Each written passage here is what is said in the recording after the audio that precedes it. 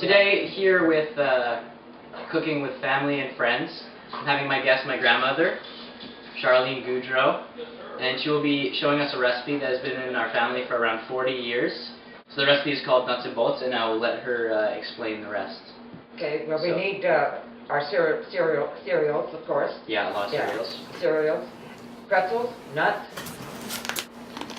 cheese sticks, and that's about it. And just pour it in a dish and cook it. Yeah, so it's a lot like Bits and Bites, Chex Mix. It's like a snack food. Yeah. A half box of each cereal. Toasted rice cereal, right? Is that That's it? right. Corn Chex.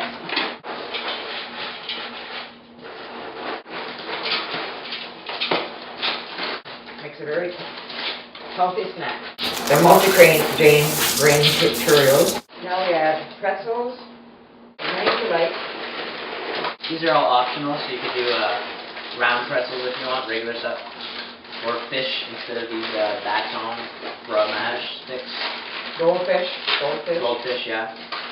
Or the square ones. We need nuts, Cashews, almonds, almonds. and almonds.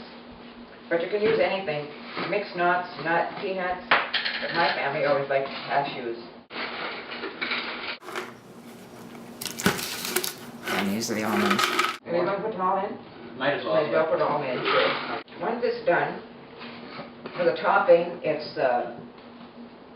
we have to use oil, a cup and a half of oil, canola or vegetable oil. Never olive oil. It's not as tasty. And And then we have spices. the spices, 2 tablespoons of Worcestershire sauce. I don't have to get that all in there. And 2 tablespoons of seasoned salt, and 2 tablespoons of garlic powder. Pink salt. Mix this all together. Now mix it well. Pour it over the top. And watch.